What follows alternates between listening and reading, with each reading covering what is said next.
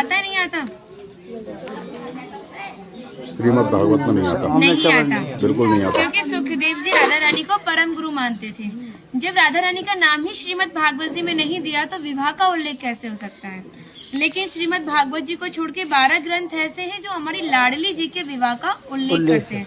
लेकिन जिस भांडीर वट के नीचे आप खड़े हो, इसका श्रीमद् भागवत जी के 10वें स्कंद के 18वें अध्याय में 22वां श्लोक कि बृहंतो बाहि मानस्य 4 यंत्रस्य गोदनम भांडीरकम नाम बटम जम्बू कृष्णम प्रोग्राम, यानी वृक्ष द्वापर युग में बहुत विशाल था, 4 योजनों में फैला हुआ था। इसकी जो सीमा थी वो 15 किलोमीटर में थी, तो इसको पंचकोशीय वृक्ष के नाम से भी जानते थे।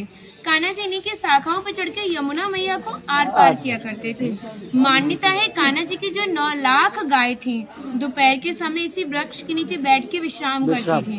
तो माताएं जो भी माखन, मिर्ची, रोटी इत्यादि प्रसादों में रख देती थी, सभी ग्वाल वाल एकत्रित होकर दोपहर का भोजन करते थे। और भांडीर वन में सबसे बड़ा विशेष पर इसी प्रसादी का बताया गया है, क्योंकि आप कभी किसी विवाह में जाते हैं तो बिना अन्न प्रसादी के नहीं आते। आप तो लाडली जी के विवाह स्थली आए हो। यहाँ पर जो दुर्वासा मुनि थे, जो दूब घास होती है उसी का रसपान करते थे। ब्रज की गोपियों ने इसी वट वृक्ष के नीचे उनको 56 प्रकार के व्यंजन खिलाए थे। यहाँ पर राधा कृष्ण में मल्ल युद्ध हुआ था, उसमें ये तय था कि जो भी हारेगा उसको भंडारा करना होगा। तो जब हमारे कान्हा जी हार गए थे तो ग्वाल वालों के साथ मिलके यहाँ पे भंडारा किया, उसी के नाम पर इसका नाम भांडीर वन पड़ा। यहाँ पर ब्राह्मण पत्नियों ने भी कान्हा जी को भोजन प्रसादी खिलाई है और ठाकुर जी ने ब्रजवासियों से ये टुकड़े मांग के पाए थे, तभी नाम दिया था इसका मधुकरी। मांग के पाना मतलब मधुकरी। तभी शास्त्रों में ब्रजवासियों को अपना हृदय बताया और कहा कि जब तक ब्रजवासी की कृपा नहीं होगी, ठाकुर जी की कृपा बहुत दूर की बात है। यानी सर्वप्रथम ब्रजवासी की कृपा होना बहुत जरूरी है, जब ही हमारे ठाकुर जी हमारे ऊपर कृपा करते हैं। हमारी राधा रानी ने स्कंद पुराण में इस स्थान के बारे में ये कहा था कि जो भी गुप्त वृंदावन आएगा वो मोक्ष को प्राप्त होगा। यानी भांडीर वन को ही उन्होंने गुप्त वृंदावन कह के संबोधित किया। तो कान्हा बोले तुम इतनी बड़ी बात को कह रही हो, लोग पाप करेंगे और सीधे दौड़े भांडीर वन चले जाएंगे, क्योंकि आपने तो मोक्ष धाम ही भांडीर वन को कह दिया। तब हमारी लाडली जी ने कहा नहीं कान्हा, मैं जिस पर विशेष कृपा करूंगी, जिसके प्रति मेरी भक्ति भाव दोनों सच्चे हैं और भक्त मेरी शादी में उपस्थित है।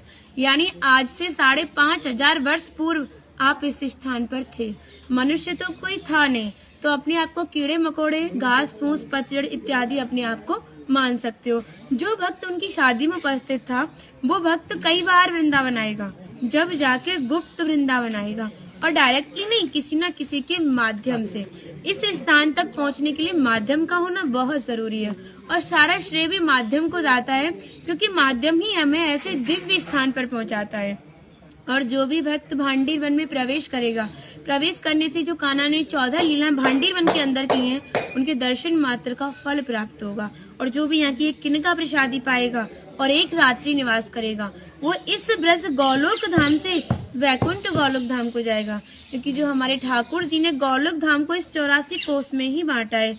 आप यहाँ पे जो भी दर्शन करोगे वो प्रकृति की देन के हिसाब से और मानव निर्मित दर्शन है, लेकिन आप गौलोक धाम में जो भी दर्शन करोगे वो ठाकुर जी के हिसाब से है। जैसे गर्ग संहिता के 6वें अध्याय का नाम है गौलोक खंड, आप उसका अध्ययन करोगे तो भांडीर वट का एक दिव्य वर्णन का अध्ययन करोगे। कहते हैं गौलोक धाम में ब्रिजा नदी के किनारे भांडीर वट है, यानी यमुना मैया का नाम ही गौलोक धाम में ब्रिजा है। तो यहाँ पर भी आप एक भांडीर वट के दर्शन कर रहे हो। कहते हैं लोकनाथ प्रभु जी ने कहा है कि अगर भक्त इस भांडीर वट का दर्शन कर ले, दर्शन मात्र से, स्पर्श की तो बात बहुत दूर की बात है, दर्शन मात्र से ही उसे दोबारा गर्भ में जाना नहीं पड़ता।